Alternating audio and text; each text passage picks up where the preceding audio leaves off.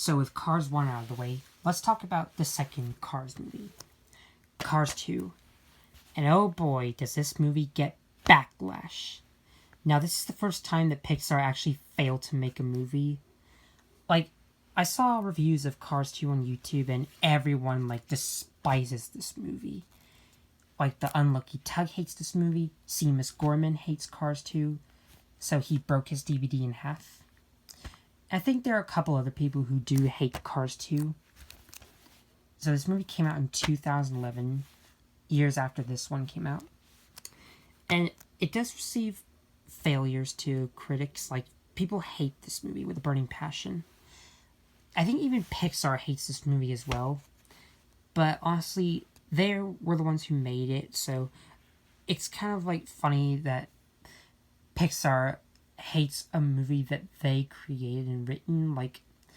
Honestly, I think Cars 2 is kind of a ruined movie. It taints all over the original Cars movie, the first one. It does ruin Pixar's reputation and realism and logic. So this movie did make money in the box office, but still, people hated this movie. I think that's the first time people actually hate a Pixar movie. After so many popular movies became a success, like Cars, Toy Story, you name it. But anyways, Cars 2 was Pixar's first flop. This took a different direction and had some different writing, which was kind of poor and lazy and kind of unbearable. However, I do actually kind of like Cars 2, but anyways, I'm going to talk about why people hate this movie. So, obviously, this movie does not focus about racing, unfortunately. The World Grand Prix race is just a side plot.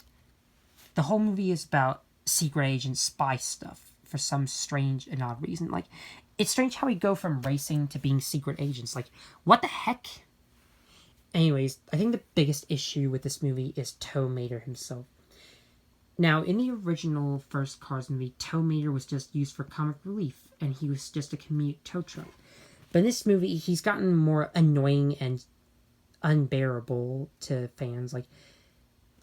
One rule that people have is, do not make comic relief characters main characters. And what did Pixar do? They made Mater a main character, and we're stuck with him throughout the whole movie. The whole movie focuses on Mater, and not my favorite character, Lightning McQueen, like they should. Lightning McQueen was a much better protagonist, in my opinion, and Lightning McQueen has character development. Mater's just the same throughout the whole trilogy. Nothing changes about Mater. He's still a comic relief character. But in this movie, they made Mater so annoying and stupid. Ugh. Yeah, I can see why people hate this movie. I do kind of like the new characters like Finn McMissile and Holly Sheffield and the Lemons, and the twist villain Miles Axelrod. Anyways, the spy stuff is just unrealistic and unneeded. As Unlucky Tug said, you can add the spy movie if you want, but I don't know. But Unlucky Tug was just saying things about how he would fix Cars 2. If you want to watch Unlucky Tug's review, I highly recommend watching the Unlucky Tug's Cars movie, because I think the Unlucky Tug does a great job with his reviews and his customs. If you love the Unlucky Tug, tell me in the comments below. Back to Cars 2. I do kind of like Cars 2, mainly because of Lightning McQueen and the new spy characters. But let's be honest, Cars was just made to sell merchandise. This is just a cash grab. But I do think it's a good cash grab, because I think the merchandise is great. All the die-cast cars and the mini races, which are my favorite. Excuse me. Anyways, I think this movie was just made to sell merchandise. They had to make so many new cars that they can make into toys, like Seamus Gorman says. But anyways, I think what I hate most about Cars 2 are the death scenes. There were two spies named Leland Toro and Rod Torrelline who both died in the Cars 2 movie. Why would you show this in a Pixar movie? Like, who shows death in cartoons and Pixar movies?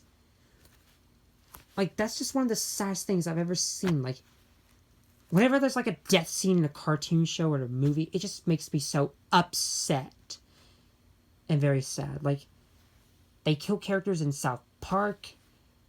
They, every Disney movie, like, they have to, like, kill someone just for no reason, out of nowhere. Like, they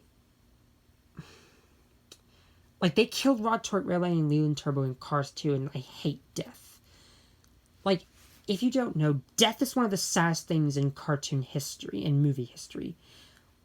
Like, I honestly don't know why death is a thing in movies and shows. Like, The Animals of Farthing Wood, where they kill a lot of characters. There are deaths in a couple of Disney movies. Like, most villains in the Pixar movies actually die. Like, Syndrome from The Incredibles died. Hopper from A Bug's Life died. They did kill one of the boats in Cars 2. And I think they may have killed a few other villains like Scar and Shere Khan. And Gaston. Let's not forget Gaston from Beauty and the Beast. So, yeah. Like, they do kill a couple of villains, and it's very sad that we lose good guys as well. Like, Tadashi died in Big Hero 6.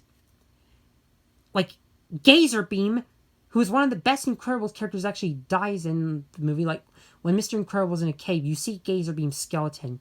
And then when he's looking up Kronos, he sees, like, all of these, like, profiles of dead villains. And then when Edna Mode tells him, "No capes," she mentions all the villains that dies. And I just think it's funny how Edna says, "No capes." Like, that's one thing I like about Incredibles. But it is sad that there are deaths like Gazer Beam and all the characters from The Incredibles. Like, a couple characters die. Not the main characters. That would be devastating. But Syndrome as well does die at the end, which I find cool.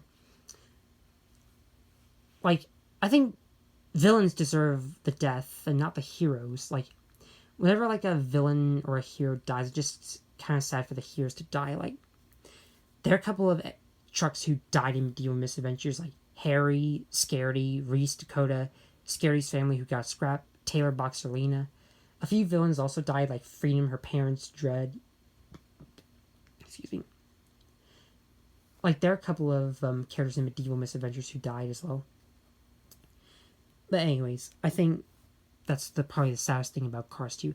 I do kind of like the twist villain, like Sir Miles Axelrod, like, being behind all of the accidents the cars had in the race. And I do like Mater's conspiracy at the end where he exposes Miles Axelrod just before he's about to explode. Like, I thought the most scariest part was when Mater had a bomb on him and he was almost about to explode, but he didn't, because Miles Axelrod said bomb deactivate, and that's what made Mater not explode. It would have been shocking if Mater did die with McQueen with him, because one of the villain's plans was to kill Lightning McQueen, which I'm lucky that the villains have been stopped, because they deserve to be defeated after they killed two of the greatest Cars 2 characters, Leyland Turbo and Rod Torque Redline. Leyland Turbo was Finn McMissile's best friend, and Rod Torque Redline was the American spy. Like, honestly, if Holly Shiftville just went in the men's loo, Rod would have been saved and Mater wouldn't have never been a spy. But oh wait, we have to have Mater be the one to, like, get the tracking device, because plot convenience.